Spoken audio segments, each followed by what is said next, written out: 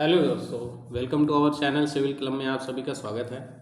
और वीडियो ना आने के कारण कुछ थे। एक्चुअली मेरे एग्ज़ाम थे, तो एग्ज़ाम की वजह से मैं ना आउट ऑफ सिटी था और मैं लास्ट संडे ही मैं आया हूँ। और संडे जब मैं आया हूँ ना, तो ट्रैवल ज़्यादा करने की वजह से ना मेरी तबीयत हो गई वीक। तो मुझे हो गया फीवर वगैरह, तो इस वजह से मैं एक दो दिन लेटर रहा हूँ। तो मैं वीडियो नहीं अपलोड कर पा रहा था। एक्चुअली क्या है कि गले में कुछ ज़्यादा ही जुकाम वगैरह हो गई थी, तो बोलने में थोड़ी इशू हो रहा था। और दूसरी बात ये भी है कि एक्चुअली क्या है यार कि मेन प्रॉब्लम ये हो गई कि मैंने जिस बंदे को हायर किया था, कि मतलब जो मेरे लिए पीडीएफ वगैरह बना रहा था, तो मैं उसे पेमेंट ही नहीं कर पाया। एक्चुअली क्या था यार कि ये था ना कि मैं पीडीएफ बना रहा हूँ, तो आई होप कि मोस्टली लोग उसे परचेज कर लेंगे। बहुत ही लो कॉस्ट है और मटेरियल नो डाउट मैं अच्छा ही दे रहा हूँ आप लोग को। कुछ स्टूडेंट्स ने पीडीएफ परचेज किए, बट उससे ना मैंने जिस बंदे को हायर किया था वो उसका पेमेंट नहीं हो पा रहा था, तो उसने लीव कर दिया। और लीव कर दिया, एक्चुअली उसे टाइम पे पेमेंट नहीं मिला। और सिंपल यार कि मैं कहाँ से दे दूँगा, मैं खुद तैयारी कर रहा हूँ। तो मैंने क्या किया फिर यार, ये था कि मैंने खुद से ही फिर बनाया। और नो डाउट मैं लेटे लेटे ही आपकी पीडीएफ फॉर्म की है मैंने आगे की कंटिन्यू। तो वही सारी चीज़ें हैं। तो खैर कोई बात नहीं, अब स्टार्टिंग तो है, धीरे धीरे चीज़ें होती हैं। तो पार्ट फर्स्ट की पीडीएफ ऑलरेडी है। जो भी स्टूडेंट नया है तो वो पार्ट फर्स्ट की पीडीएफ खरीद सकता है। ओनली 50 रुपीज़ की है, ज़्यादा रुपये महंगा नहीं है। हाँ, पार्ट टू भी आपका कंप्लीट होने वाला है, बस 10% बचा है उसमें, जिसमें एसडब्ल्यूएम के कुछ मेरी टेबल्स वगैरह बची हैं जो मुझे ऐड करनी है 2016 की। उसके बाद वो भी कंप्लीट हो जाएगा और उसके बाद वो पार्ट बी भी आपको मिल जाएगा साथ में।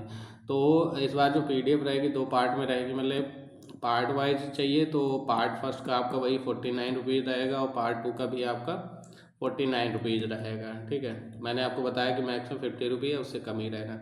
और अगर कोई पार्ट दोनों एक साथ खरीदेगा तो नो डाउट कि अगर पूरा कंप्लीट पार्ट खरीदेगा, सॉलिड वेस्ट में खरीदेगा, क्या मतलब लेगा, परचेज करेगा, तो उसको नो डाउट 10 से 15% ऑफ कर देगा। मतलब रेयरली मान कर चलो कि हम उसको 90 रुपीज़ में ही पे करने की कोशिश करेंगे। ठीक है, तो यार ये सिंपल है ना यार, थोड़ा बहुत करते जाओगे तो असल में। इसीलिए देखो, अब उस समय क्या था कि रोज़ आपको लेक्चर मिल जा रहे थे, क्योंकि कहीं ना कहीं पीडीएफ मुझे बन के आ जाती थी, तो मैं उससे पढ़ा देता था और जल्दी हो जा रही थी चीज़ें। क्योंकि यार ना पीडीएफ बनाने में टाइम लगता है।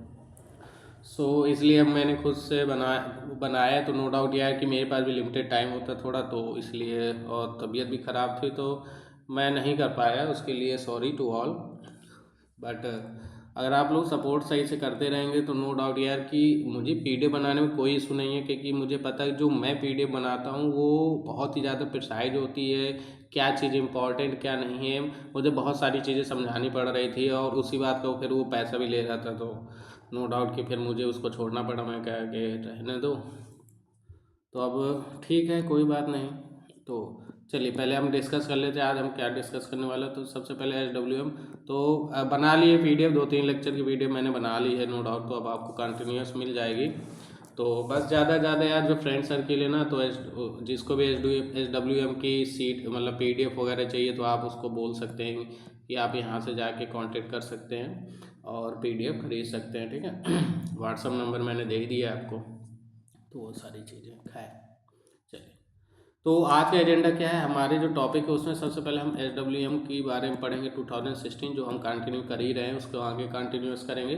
साथ ही साथ जो हमारे कुछ बायो फर्टिलाइज़र तक कंप्लीट हो गया था, तो हम बायो फर्टिलाइज़र के आगे उसे थोड़ा कंप्लीट करेंगे कि क्या रोल होते हैं एसडब्ल्यूएम में, इंजीनियर के क्या रोल होते हैं, ट्रिपल पी मॉडल क्या होता है, उस पर डिस्कस करेंगे। ठीक है, तो ये 2 टॉपिक है। और ना साथ ही साथ मैंने आज से इंक्लूड किया यार आप लोग के लिए, बहुत ही अच्छी चीज़ इंक्लूड की है। आई होप आपको बेनिफिट मिलेगा। तो जो आपका पेपर फर्स्ट था ना, हाँ नो डाउट आप सभी पेपर फर्स्ट की तैयारी कर रहे होंगे। तो मैंने क्या किया ना कि ये पेपर टू में ही पेपर फर्स्ट के टॉपिक वाइज मैंने लास्ट के 5 मिनट दे दिए, कि 5 मिनट में ना हम कोई भी एक सिंपल सा टॉपिक जो इंपॉर्टेंट है उसको डिस्कस कर लेंगे। ठीक है, जैसे आज मैंने लिया साइंस से विटामिन्स। ठीक है, साइंस में आपको कुछ लिखना उखना नहीं है यार, कब तक लिखते रहोगे। इसीलिए तो पीडीएफ प्रोवाइड करा रहा हूँ यार, परचेज करो और डाउनलोड कर लो, प्रिंट आउट निकाल लो और रटो यार, उसको बात खत्म। अब देखो आज का जो टॉपिक रहेगा वाइटामिन्स रहेगा। वाइटामिन्स में मतलब आपको कुछ नहीं लिखना, मैं 5 मिनट में पूरा वाइटामिन्स में डेली बेसिस में, जैसे आज मैं सपोज दैट वाइटामिन्स ए और vitamins B, vitamin C, vitamin B के बारे में बता दूंगा, ठीक है। तो ऐसे करके तो धीरे धीरे कल हो सकता है मैं आपसे ज्योग्राफी का कोई टॉपिक ऐड कर लूँ, फिर हिस्ट्री का कर लूँ, फिर पॉलिटी का कर लूँगा। तो इस तरह ना आप लोग भी पेपर फर्स्ट भी कंप्लीट होता जाएगा, ठीक है। डोंट वरी, करंट बस तुम लोग अपने से कर लो। लास्ट में भले मैं कम से कम देखो करंट बहुत अच्छे टीचर पढ़ा रहा है हर जगह, तो नो डाउट वो आप कर सकते हो। तो चलिए स्टार्ट करते हैं। लास्ट टाइम हम लोगों ने SWM में देखते हैं कहाँ पे चीज़ें कंप्लीट की थी। तो आई होप कि हम लोगों ने एनुअल रिपोर्ट कंप्लीट कर ली थी, नो डाउट। हाँ, 31 मई को होता है। Okay okay okay okay. Duty of ministry environment forest climate change, ये भी कर लिया था क्या? हाँ, CMC कर लिया था। मैंने आपको बताया था ना, मैंने आपको बताया था कि ये आपको फुल फॉर्म याद रखना है। एक्चुअली ये फुल फॉर्म सबसे ज़्यादा पूछा जाता है ना, तो ये जो फुल फॉर्म है इसे याद रखना है ना। तो ये हो गया था आपका। और साथ ही साथ ये हमने डिस्कस कर लिया था कि कहाँ पे 3 स्टेट होता है, 2 स्टेट होता है, 3 अर्बन एरिया होगा, कहाँ पे 2 सेंसस हो गए। ये पूरा का पूरा टॉपिक डिस्कस कर लिया था। आई होप कि हमें यहाँ से पढ़ना है, अगर मैं गलत नहीं हूँ तो हमें duties of ministry and urban development से ही कंप्लीट करना है, ठीक है। तो चलिए स्टार्ट करते हैं, टाइम वेस्ट नहीं करते हैं। तो अच्छा, एक बच्चों का और डाउट था एक्चुअली यार, जो पेपर का ना फंडा है, तो पेपर ना कोशिश, देखो मैं जो हिंदी दे रहा हूँ ना वो बस आपको समझने के लिए दे रहा हूँ। कोशिश यही करना है कि आप इंग्लिश से ही चीज़ों को समझें, क्योंकि पेपर इंग्लिश से ही होने वाले चांस हैं। अब उसमें डाउट हमेशा बना ही रहता है, ठीक है। तो वही चीज़ है, खैर छोड़ो उसको, उससे क्या है आपको समझना है। तो duties of ministry of urban development में क्या है कि आपको ना 4 प्रकार की ड्यूटी कुछ, देखिए यार मैंने ना जो SWM का जो रूल्स है ना, मैं बहुत ही इंपॉर्टेंट, बहुत ही प्रिसाइज जो आए हुए पॉइंट्स हैं उन्हीं को रख रहा हूँ मोस्टली, और इम्पॉर्टेंट पॉइंट। आप ना इतना SWM 2016 पढ़ लोगे ना तो मोर देन सफिशियंट है आपके लिए, ठीक है। चलिए, तो सबसे पहले क्या रहा है कि coordination with the state and the union territories. तो कह रहा था ministry of the urban development will coordinate करेगा with all the state government. जो आपका सेंट्रल गवर्नमेंट क्या होगा, जो ministry of urban development department होगा वो क्या करेगा, सभी जितने भी स्टेट के गवर्नमेंट एम्प्लॉय, गवर्नमेंट संस्थान से कोऑर्डिनेट करेगा। साथ ही साथ यूनियन टेरिटरी भी होगा जिसमें administration to ensure the proper implementation of the solid waste management programme. तो जो SWM हमारा SWM प्रोग्राम होगा, तो जो आपकी मिनिस्ट्री, कौन सी मिनिस्ट्री है, अर्बन डेवलपमेंट मिनिस्ट्री। तो आपसे पूछा जा सकता है कि मतलब अब देखो यही क्वेश्चन बनने हैं, ठीक है। तो पूछ सकता है कि बताओ किस मिनिस्ट्री के अंतर्गत वो आप SWM के प्रोग्राम्स को कोऑर्डिनेट करते हैं। तो क्या होता है, मिनिस्ट्री ऑफ अर्बन डेवलपमेंट, ठीक है। ये चीज़ हो गई। Review of measures of the projects. तो आपको यहाँ पे जो चीज़ याद रखनी है कि जो ये मिनिस्ट्री होती है वो रिव्यू करनी चाहिए at least once in a year, एक साल में कम से कम एक बार उसको रिव्यू करना ही करना है। The action taken by states and the local body improve the solid waste management practices and implement the project funded by the ministry or external agency, ठीक है। तो जो भी आपको फंड वगैरह मिलेगा वेस्ट मैनेजमेंट के लिए और उनके सॉलिड वेस्ट मैनेजमेंट के इम्प्रूवमेंट के लिए, चाहे लोकल बॉडीज हो या स्टेट वाइज हो, तो उन सारे में जो एक्शन से रिलेटेड जो भी बातें होंगी, जो भी रिव्यू होंगे, वो हर एक मिनिस्ट्री का ये संविधान है, मतलब प्राविधान है, जो एटलीस्ट एक साल में एक बार जरूर करना उन्होंने। It will provide the necessary devices for taking corrective measures what ever needed. जो भी उस प्रकार की नीड है उसके अकॉर्डिंग उन्हें डिवाइसेस प्रोवाइड करना, ये सारी चीज़ें। Formulation of the national policy and strategy. तो आप इसमें ना याद रखना, देखो रेड किए दे रहा हूँ, रेड ऑलरेडी कर रहा हूँ, तो इसलिए आपको बहुत ज़्यादा थ्योरी भी नहीं पढ़नी है, ठीक है। मैंने जितनी नोट्स में आपको SWM 2016 दे दिए, मोर देन सफिशियंट है, जो कि आपको मिलेगी SWM के पार्ट 2 पे, जो कि आपको विद इन 2 डेज में मिलने वाला पूरा कंप्लीट। और साथ ही साथ इसके जो आप क्वेश्चन है ना, ये क्वेश्चन में जस्ट जैसे SWM और आपके कुछ टॉपिक कंप्लीट हो जाएंगे ना, तो कम से कम मैं 100 क्वेश्चन कराने वाला हूँ, नो डाउट पूरे 100 के 100 क्वेश्चन। और वही 100 के 100 क्वेश्चन आपको PDF में, उसमें पार्ट 2 के PDF में भी कंप्लीट मिल जाएंगे, डोंट वरी अबाउट इट, ठीक है। तो formulation of the national policy and strategy की बात की, तो सबसे पहले याद रखना कि जो भी नेशनल पॉलिसी और स्ट्रेटजी होगी with in 6 month from the notification of these rules, जब से रूल्स को नोटिफाइड किया गया उससे 6 मंथ के अंदर ही द मिनिस्ट्री शैल प्रिपेयर करेगी and the national policy and strategy on the solid waste management. जो भी मिनिस्ट्री नेशनल पॉलिसी या स्ट्रेटजी को सॉलिड वेस्ट मैनेजमेंट से रिलेटेड नोटिफिकेशन जारी करेगी या रूल्स जारी करेगी, उसे विद इन 6 मंथ के अंदर लागू करना होगा। On the solid waste management including the waste to energy policy, चाहे वो वेस्ट से एनर्जी बनाने वाली पॉलिसी हो या after consulting all the stakeholders, और जितने भी स्टेक होल्डर हो उससे कंसल्ट कर रहे हैं।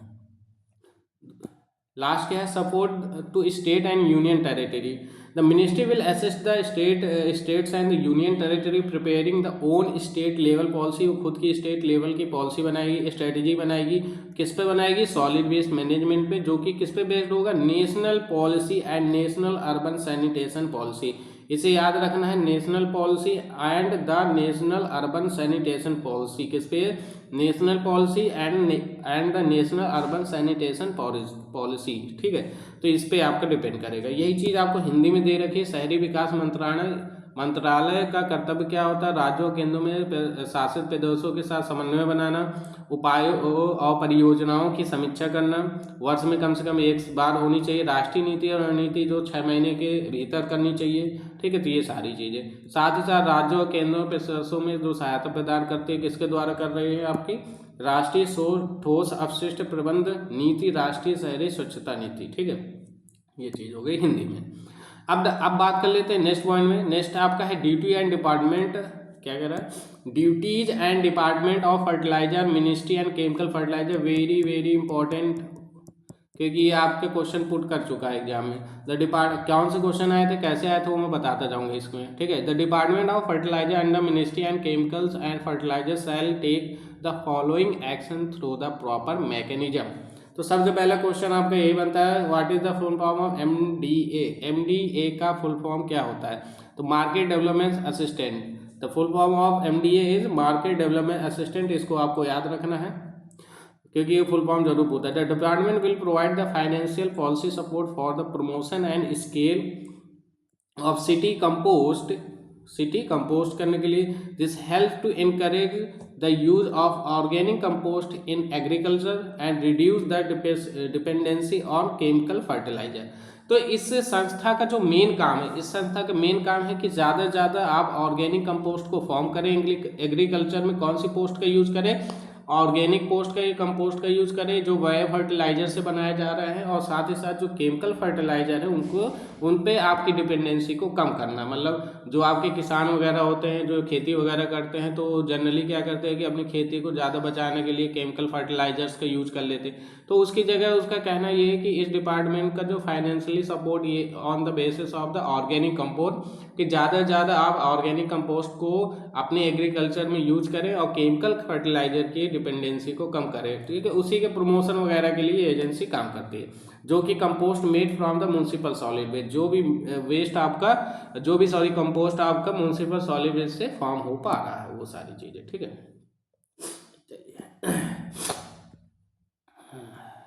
नेक्स्ट पॉइंट कह रहा है को marketing of compost with chemical fertiliser. तो ये पूरा टॉपिक इंपॉर्टेंट, डोंट वरी, ठीक है। तो इसे बिल्कुल स्टार्ट कर लो, इसे भी। The department will ensure the fertiliser companies promote and sell compost, मतलब प्रमोट भी कर रहा है साथ ही साथ सेल भी कर रहा है compost along with the chemical fertilisers. The recommended ratio आपको याद रखना है एग्जाम के लिए, 3 to 4 बैग्स होता है कंपोस्ट के लिए, और एवरेज 6 to 7 बैग्स किसके लिए होता है, केमिकल फर्टिलाइजर के लिए। अगर हम रिकमेंडेड रेशियो की बात करें कि कितने केमिकल फर्टिलाइजर के साथ कम से कम आपके कंपोस्ट बैग होने चाहिए, तो 3 to 4 बैग ऑफ कंपोस्ट होना चाहिए, average 6 to 7 bags of chemical fertiliser, depending upon the compost availability in the market, ठीक है। तो इस प्रकार से हम उस चीज़ों को क्या करेंगे, सेल करेंगे। The co-marketing strategy helps the farmer adopt the balance approach by using both organic and chemical fertiliser. तो कुल मिला के हमें मार्केट में फार्मर के हेल्प की सहायता के लिए क्या करना है, एक प्रकार का बैलेंस बना के रखना है, जिसके तहत हम दोनों फर्टिलाइजर्स का एक बेसिक रिकमेंडेड रेशियो के तहत ही हम उसको क्या करेंगे, मार्केट में सेल करेंगे, ओके। तो ये चीज़ है, यही चीज़ आपको हिंदी से दी है, आप आराम से पढ़ सकते हैं, ठीक है। हिंदी वाले बच्चे आराम से इसमें हिंदी से पढ़ सकते हैं, ठीक है। चलिए अब बात करते हैं नेक्स्ट मिनिस्ट्री की। नेक्स्ट मिनिस्ट्री क्या कह रहा है, देखो हम 20-25 मिनट पढ़ेंगे, फिर 20 मिनट तक मैं ये पढ़ूंगा, उसके बाद 10-5 मिनट में आपका जो उसके आगे का मॉडल है उसको कवर करूंगा, उसके बाद हम लोग विटामिन्स पढ़ेंगे और आज का लेक्चर खत्म करेंगे, ठीक है। सो हाँ, duty of the ministry of agriculture and government of India. अब देखो इसमें क्या कह रहा है, पढ़ते हैं। The ministry of agriculture play the important role to promoting the use of organic compost and ensuring its quality and the proper use of farmland जहाँ आप किसानी करते हैं, ठीक है। The duty are as following, कौन कौन सी ड्यूटीज होती है वो नीचे गिवन है। तो पहली ड्यूटी क्या है, provide flexibility in fertiliser control order, FCO का फुल फॉर्म क्या होता है, फर्टिलाइजर कंट्रोल ऑर्डर। क्या होता है, fertiliser control order. The ministry will necessary to change and give the relaxation in the fertiliser control order to allow the manufacturing and sale of compost more easily, ठीक है। So ministry क्या करेगी, will necessary change, जो important change होंगे उसे change करेगी, relaxation देगी इन the fertiliser control order में, एफसीओ में क्या देगी, रिलैक्सेशन देगी, जिससे क्या होगा कि जो आप कंपोस्ट को बहुत ही अच्छे फॉर्म में मैन्युफैक्चरिंग कर सके और उसे अच्छी तरीके से उसे सिंपल वे में आप उसे बेच सकें।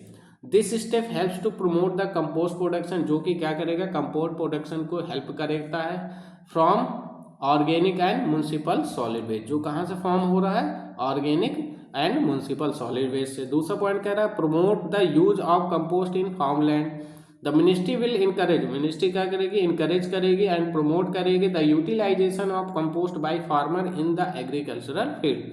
तो ये मिनिस्ट्री क्या करेगी आपकी, इसकी क्या ड्यूटी होगी, आपको इनकरेज करेगी और जो भी कंपोस्ट का यूटिलाइजेशन है उसमें प्रमोशन देगी by the farmers in the agriculture, जो भी फार्मर आपके यूज कर रहे हैं एग्रीकल्चरल फील्ड में। The compost improve the soil fertility, क्योंकि कंपोस्ट का कार्य क्या हो जाता है, सॉइल फर्टिलिटी को इम्प्रूव करता है, इनहेंस द क्रॉप यील्ड, क्षमता बढ़ाता है, and reduce the dependency of chemical fertiliser, और केमिकल फर्टिलाइजर की डिपेंडेंसी को कम करता है। चलिए पॉइंट नंबर सी कह रहा है set up the laboratories for the compost quality testing. तो इसका काम क्या है इस मिनिस्ट्री का, कि the ministry will establish the laboratory to test the quality of compost produce by the land authority, जो भी लैंड अथॉरिटी के द्वारा जो भी कंपोस्ट फॉर्मेशन हो रहा है उसकी क्वालिटी को जांचने के लिए क्या बनाने जाने चाहिए, लेबोरेटरीज बनाने चाहिए ऑन दी अथोराइज्ड एजेंसी, जो कि एक अथोराइज्ड एजेंसी से मिली हो। दिस इंश्योर डैट, जिससे इंश्योर होगा only good quality and nutrient rich compost, जिससे क्या होगा हमें एक अच्छी क्वालिटी का और न्यूट्रिएंट से भरी हुई कंपोस्ट फॉर्म होगी, रीचेज द फार्मर, जो कि किसानों के पास पहुंच सकेगी। पॉइंट नंबर 4 देख लेते हैं क्या कह रहा है, issues guidelines for quality and mixing ratio. The ministry will issue the guidelines to maintain the standard quality of compost and recommend the proper ratio by using the compost along with chemical fertilizer. तो सबसे main है कि quality को तो ध्यान में रखना ही रखना है, और क्वालिटी के साथ साथ आपको इस चीज़ का बहुत ध्यान रखना है कि हम केमिकल फर्टिलाइजर के साथ कितनी मात्रा में हम अपनी कंपोस्ट को यूज कर सकते हैं व्हाइल अप्लाइंग द फार्मलैंड, जब हम फार्मलैंड में उसको अप्लाई करते हैं तब।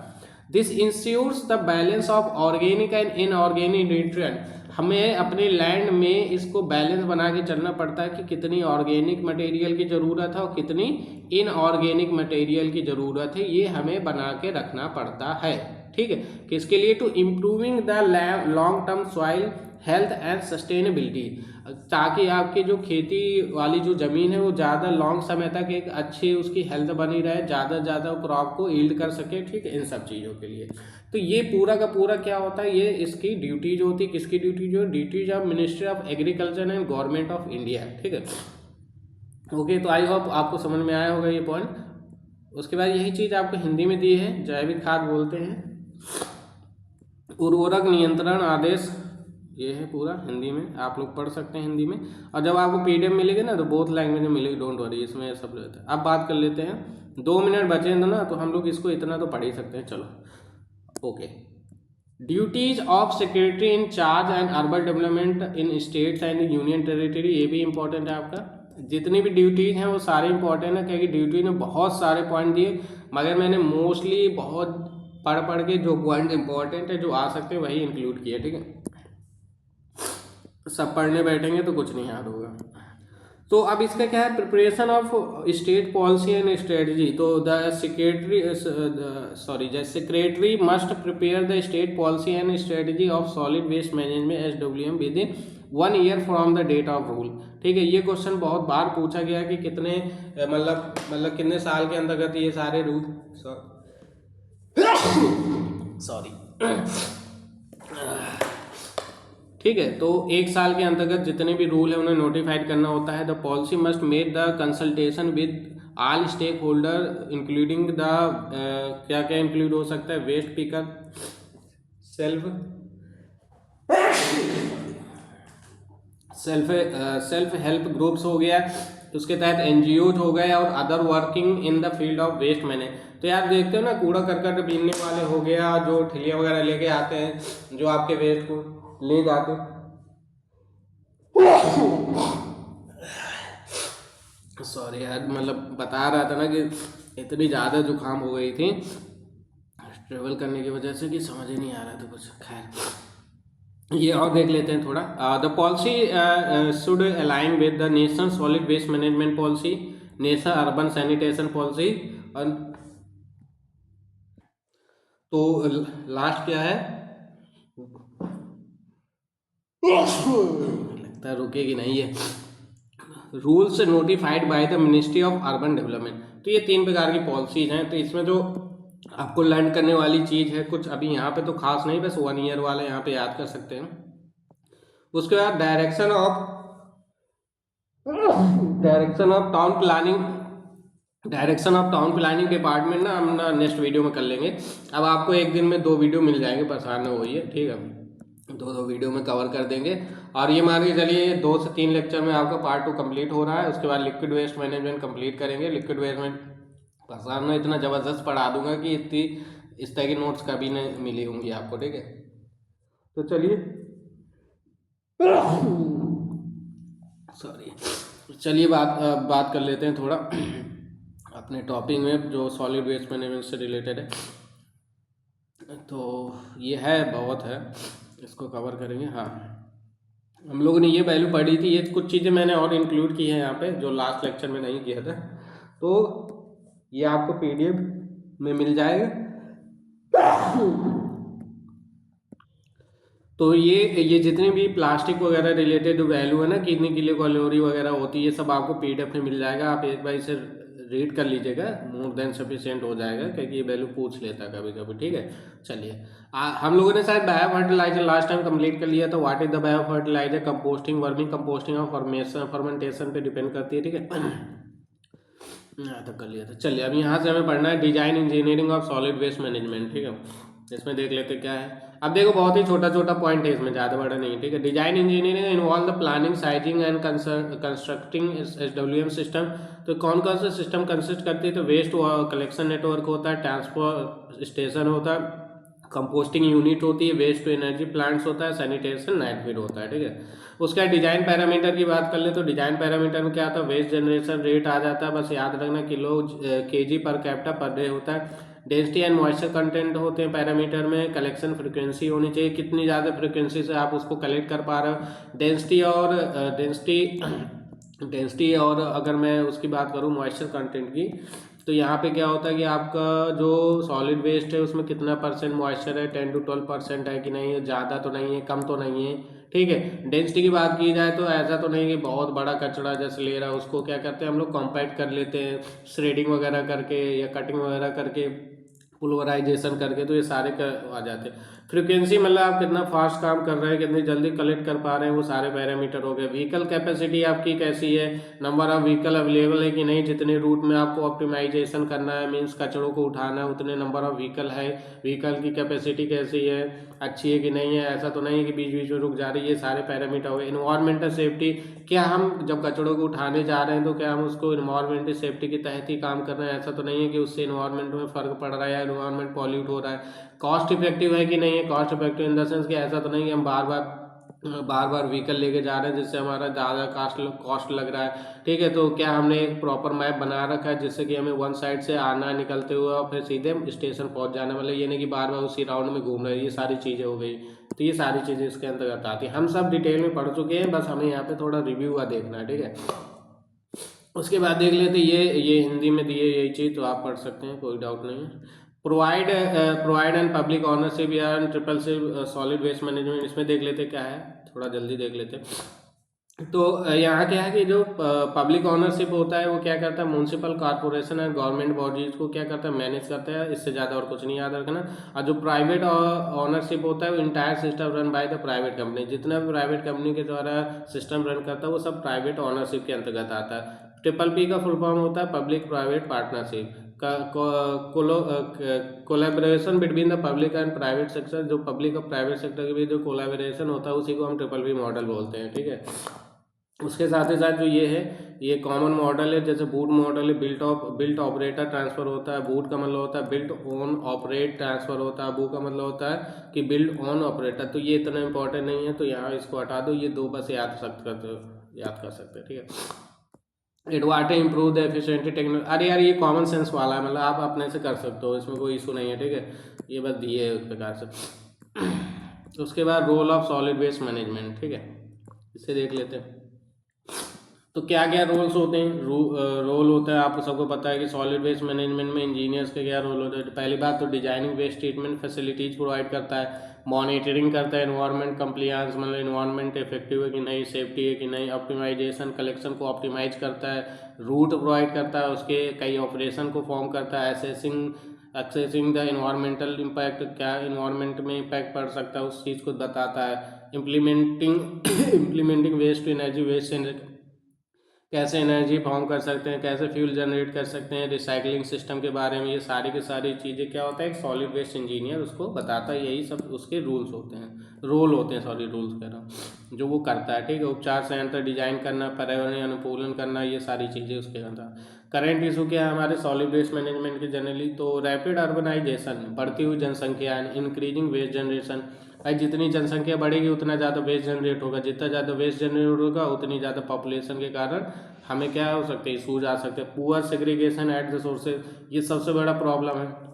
ये हर सिटी का प्रॉब्लम, मैं अपनी सिटी की बात करता हूँ, ठीक है। हर सिटी की प्रॉब्लम है कि हम लोग ना दो बॉक्स रखे रहते पर भी हम ध्यान नहीं देते कि ब्लू और ग्रीन अगर रखा है तो हम तब भी ध्यान नहीं देते कि किसमें क्या डालना है। हम बस जाते हैं एक बॉक्स में डाल के चले जाते हैं। जब हमारे पास गाड़ी आती है ना, तो गाड़ी नो डाउट ऐसे होती है ना, आपकी गाड़ी इस टाइप की होती है दो साइड से।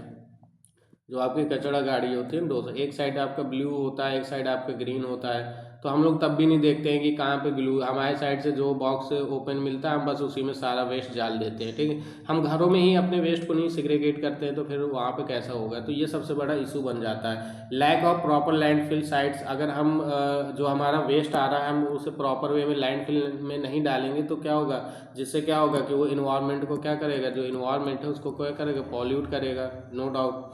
और बहुत सारी फॉल गैसेस फॉर्म होगी जो आसपास के एरिया को क्या कर सकते हैं, प्रभावित कर सकती हैं। उसके बाद अनसाइंटिफिक डिस्पोजल, अगर हम साइंटिफिक तरीके से डिस्पोजल नहीं करेंगे, मतलब प्रॉपर मटेरियल्स का यूज नहीं करेंगे, तो हमारा क्या हो जाएगा, लीचाइट फॉर्म हो जाएगा। लीचाइट का मतलब वही है ना कि जैसे मान लो कि आपने कूड़ा का ढेर बना दिया और उसमें बरस गया पानी, पानी से मान लो आसपास कोई गड्ढा, तो उससे परकोलेट हो गया, वहाँ पे पानी इकट्ठा हो गया जो वेस्ट से फॉर्म हुआ, तो वो आपका लीचाइट फॉर्म कर देगा। एंड ग्राउंड वाटर पॉल्यूशन, और साथ ही साथ ग्राउंड वाटर पॉल्यूशन हो सकता है, ठीक है। Limit public awareness, limited public awareness का मतलब कि कम जानकारी, जागरूकता कम होने के कारण भी हमारे वेस्ट मैनेजमेंट में इशू आते हैं, ठीक है। उसके साथ साथ लो प्राइवेट इन्वेस्टमेंट, अगर हम प्राइवेट इन्वेस्टमेंट देखें तो बहुत ज़्यादा लो होने के कारण भी इस तरह की हमारी इशू जनरेट हो सकती हैं, ठीक है। Insufficient enforcement of rule SW, जो भी रूल बनाए गए उसको सही से इम्प्लीमेंट ना कर पाना भी सबसे बड़ा रीज़न है कि हमने 2016 में रूल्स तो बना के दिए, बट हम इसे कितना अप्लाई कर पा रहे हैं, हम अपने जीवन में कितना अप्लाई कर पा रहे हैं, हमने अपने आसपास के एरिया पे कितना अप्लाई कर पा रहे हैं, उन सब चीज़ों पे ध्यान देना। क्योंकि हम ना एक दिन तो बहुत अच्छे से ध्यान देते, 2 दिन ध्यान देते, 3 दिन ध्यान देते, 4 दिन ध्यान देते, बस 5वें दिन से फिर वही चीज़ कंटिन्यू हो जाती है कि हटाओ यार, डालो। पन्नी है, चाहे वो ऑर्गेनिक वेस्ट हो, चाहे वो इनका ऑर्गेनिक हो, सब एक में मिक्स करके डाल देते हैं, हटाओ क्या वो अपने सेगरी। तो वही थोड़ी थोड़ी चीज़ें अगर हर एक इंसान अवेयरनेस हो जाएगा तो वो सारी चीज़ें कुछ ना कुछ हद तक कम हो जाती है। वो सोचता है कि मेरे करने से क्या होगा, ठीक है। तो ये सारी चीज़ें, तो ये सारी चीज़ें क्या है, करंट इशू के तहत आती है सॉलिड वेस्ट मैनेजमेंट में, ठीक है। Design of engineering and solid waste management हम नेक्स्ट उसमें पढ़ेंगे, क्योंकि ये टॉपिक लंबा है और इसे अच्छे से समझना है। और ये आपका, मैं आपको बता देता हूँ, ये लास्ट टॉपिक है आपका पार्ट 2 का। ये लास्ट टॉपिक मतलब SWM 2016 अभी बचा है, मतलब वो कम से कम 8 से 10 पेज बचा है अभी, मतलब टेबल वोबल ऐड करके। तो ये कल नेक्स्ट वीडियो में इसे ख़त्म करके फिर SWM को 2 लेक्चर में ख़त्म करके ये पूरा पार्ट ख़त्म कर देंगे, और नेक्स्ट 2 डेज में मैं लिक्विड वेस्ट मैनेजमेंट में आ जाऊँगा, ट्रिकलिंग फिल्टर वगैरह सेडिमेंटेशन वगैरह स्टार्ट कर देंगे। ठीक है, चलिए। तो आज का जो हमारा एजेंडा था कि आज कुछ नया सीखना है, तो नया सीखने में आज हम लोग ना थोड़ा वाइटामिन्स के बारे में जानेंगे, वाइटामिन्स क्या होता है, क्योंकि नो डाउट इससे रिलेटेड आपके क्वेश्चन आए भी हैं, तो हम उसको देख लेते हैं। ठीक है, अरे पेज ही नहीं ऐड किया गया, चलो फिर पहले वाले पेज में ही देख लेते हैं। चलो यहीं पे देख लेते हैं ना, ये थोड़ा पेज खाली, इसको थोड़ा और जूम ऑन कर लेते हैं। चलिए, तो आज का जो टॉपिक है ना, थोड़ा बस 2 मिनट में हो जाना, 2 मिनट से ज़्यादा नहीं लगेगा, डोंट वरी। तो देख लेते हैं वाइटामिन्स क्या होता है। तो वाइटामिन्स को समझने के लिए थोड़ा सा कलर हम लोग चेंज कर लेते हैं। तो क्या होता है वाइटामिन्स, सभी लोग जानते हैं, ज़्यादा टाइम वेस्ट नहीं करना। वाइटामिन्स, ठीक है। तो वाइटामिन्स में अगर देखा जाए तो 2 टाइप्स के वाइटामिन्स होते हैं। सबसे पहले अगर मैं बात करूँ तो इसे किसने दिया था, तो सी फंक ने दिया था। ठीक है, मेरी राइटिंग में ना जाओ, बस मैं जो बोल रहा हूँ उसे याद रखो, सी फंक ने दिया था। ठीक है, याद रखेंगे। ठीक है, वाइटामिन्स क्या होते हैं, does not provide the energy, ये एनर्जी प्रोवाइड नहीं करते हैं। ये क्वेश्चन आ चुका है कि क्या विटामिन एनर्जी प्रोवाइड करते हैं, नहीं। ठीक है, बल्कि ये प्रोसेस को कैरी करते हैं। साथ ही साथ अगर मैं बात करूँ तो ये 2 टाइप के होते हैं आपके। कितने टाइप के होते हैं, 2 टाइप के होते हैं। एक आपका होता है फैट सोल्यूबल, एक क्या होता है, फैट सोल्यूबल होता है, एक आपका वाटर सोल्यूबल होता है। ठीक है, आप सोच रहे होगे सर ये सब तो मुझे पता है। अरे पता है, मगर सुन लो एक बार, शायद कोई नई चीज़ बता दूं मैं आपको। तो फैट सोल्यूबल में क्या हो सकते हैं, ADE जिसे हम कीड़ा से याद कर सकते हैं, और BC आपका वाटर सोल्यूबल होता है। ठीक है, ये चीज़ हो गई। ठीक, अब देखो, तो कुल मिला के हमारे पास 4 हो गए।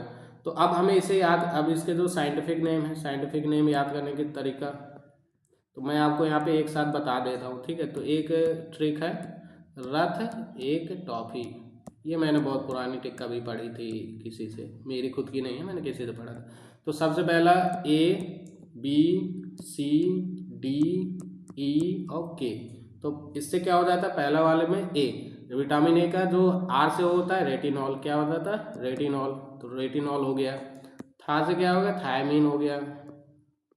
ठीक है, थायमीन हो गया।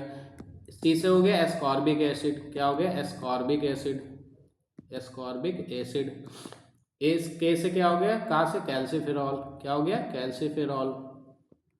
टॉ से क्या हो गया, टोकोफेरॉल, क्या हो गया, टोकोफेरॉल। ठीक है, फी से फिनोक्विनोन, फ्यूनो क्यू क्यूनोन। मतलब जो बोला उस पर ध्यान दो, राइट, इसमें पूरा लिखते तो नहीं बन रहा है इसलिए। तो रथ एक टॉपिक से आप याद रखेंगे, रथ का मतलब क्या हो गया, R से रेटिनॉल, था से थायमीन, A से एस्कॉर्बिक, K से कैल्सीफेरॉल, और T से टोकोफेरॉल, F से फिनोक्विनोन। तो विटामिन ए का रेटिनॉल हो गया, क्या हो गया, विटामिन ए का रेटिनॉल, विटामिन बी का थायमीन, विटामिन सी का एस्कॉर्बिक, विटामिन डी का क्या हो गया, कैल्सीफेरॉल, विटामिन ई का टोकोफेरॉल, विटामिन के का फिनोक्विनोन। ठीक है, तो ये चीज़ आपको याद हो गई। ठीक, उसके साथ साथ और देख लेते हैं एक पॉइंट और। तो आज हम बात कर लेते हैं विटामिन ए के बारे में, थोड़ा देख लेते हैं ना, 2 मिनट और लगेगा, क्या ही दिक्कत है। तो विटामिन ए के बारे में देख लेते हैं, विटामिन ए क्या है, क्या इसके वो है। अच्छा, विटामिन ए के पहले मैं एक चीज़ और बता दूं आपको, ये जो विटामिन D, K, B12 होता है, ये नेचुरली सिंथेसाइज्ड होते हैं विद द बॉडी। मतलब कि बॉडी के अंदर बनने वाले खुद से जो होते हैं ना विटामिन, जैसे पूछा जाता है, तो विटामिन डी हो गया, विटामिन के हो गया, विटामिन B12, ये खुद से बनते हैं, नेचुरली होते हैं, मतलब इसे हमें लेना नहीं पड़ता। ठीक है, सनलाइट की प्रेजेंस में बनते हैं। ठीक है, और विटामिन जो के होता है, देखो पहले ना कुछ स्पेशल पॉइंट्स जान लेते हैं ना, फिर जो भी पॉइंट्स इंपॉर्टेंट है ना। तो अगर मैं कहूँ कि सर विटामिन डी, विटामिन के और विटामिन B12, ये ना आपके जितने विटामिन है वो नेचुरली सिंथेसाइज्ड है, मतलब प्राकृतिक रूप से आपके मतलब कुल मिला के सनलाइट के प्रेजेंस में फॉर्म होते हैं। ठीक है, ओके। जो विटामिन के होता है आपका, विटामिन के जो होता है वो क्या होता है, वो आपका कहाँ पे प्रोड्यूस होता है, ये क्वेश्चन पूछा जा चुका है, CGL में भी कई बार पूछा जा चुका है। तो कहाँ पे प्रोड्यूस होता है, प्रोड्यूस बाय लीवर। कहाँ से प्रोड्यूस होता है, प्रोड्यूस बाय लीवर। ठीक है, लीवर, एंड स्टोर कहाँ होता है, स्टोर इन लीवर। तो ये याद रखो। कि सर जो विटामिन के है वो कहाँ प्रोड्यूस होता है, लीवर में, स्टोर भी लीवर में होता है, ठीक है। ओके, तो ये दो चीज़ें आपको कन्फर्म हुई। और विटामिन B12 है तो उसको तो आप तो जानते हो, उसमें बहुत सारी चीज़ें होती है, वैसे ये भी स्टोर होता है आपका वहीं पर, ठीक है। चलो अब विटामिन A की बात कर लेते हैं। कितना, 34 मिनट, 35 मिनट हो गया। अच्छा चलो थोड़ा शॉर्ट में देख लेते हैं विटामिन ए को ना। विटामिन ए नाम क्या होता है, क्या साइंटिफिक या केमिकल नेम क्या होता है, रेटिनॉल। केमिकल नेम क्या हो गया, रेटिनॉल हो गया। अगर डिफिशियंसी की बात की जाए तो इसकी डिफिशियंसी से कौन से रोग हो जाते हैं, तो डिफिशियंसी से नाइट ब्लाइंडनेस हो जाता है। इससे ज़्यादा आपको नहीं पढ़ना जितना बोल रहा हूँ, ठीक है। नाइट ब्लाइंडनेस हो जाता है, ठीक है। जीरो थैलमिया हो जाता है, क्या हो जाता है, जीरो थैलमिया हो जाता है। ड्राइनेस हो जाती है, ड्राइनेस ऑफ ये लैक्रिमल ग्लैंड जो होती है आपकी, वहाँ पे ड्राइनेस हो जाती है, ठीक है। ओके, जैसे ज़्यादा टीयर्स वगैरह बहने से ये सारी चीज़ें, टीयर ग्लैंड भी बोलते हैं इसे ना, लैक्रिमल ग्लैंड को ना हम लोग टीयर ग्लैंड भी बोलते हैं, क्या बोलते हैं, टीयर ग्लैंड बोलते हैं, ठीक है। ये चीज़ हो गई, ठीक है। अब जो रेटिनॉल का मेन जो कारण है वो एक्चुअली में आपकी आँख में होता है, ठीक है। अब आँख में क्या होता है, आँख में जब आप देखते होंगे तो ना वहाँ पे रॉड्स एंड कोन्स टाइप की दो सेल्स होती है ना, तो वो सारी चीज़ें तो आप आज के लिए इतना ही रखते ना, ज़्यादा अंदर घुसने की जरूरत नहीं है, हमारे एग्जाम में इतना ज़्यादा अंदर नहीं घुसना है, क्योंकि फिर तो बहुत कुछ है पढ़ने के लिए। ओके, तो आज के लिए इतना रखते हैं, कल हम विटामिन बी की बात कर लेंगे, ठीक है। और कल विटामिन बी के साथ साथ हम थोड़ा का ज्योग्राफी वाला देखेंगे पार्ट, ओके। चलिए आज के लिए थैंक यू।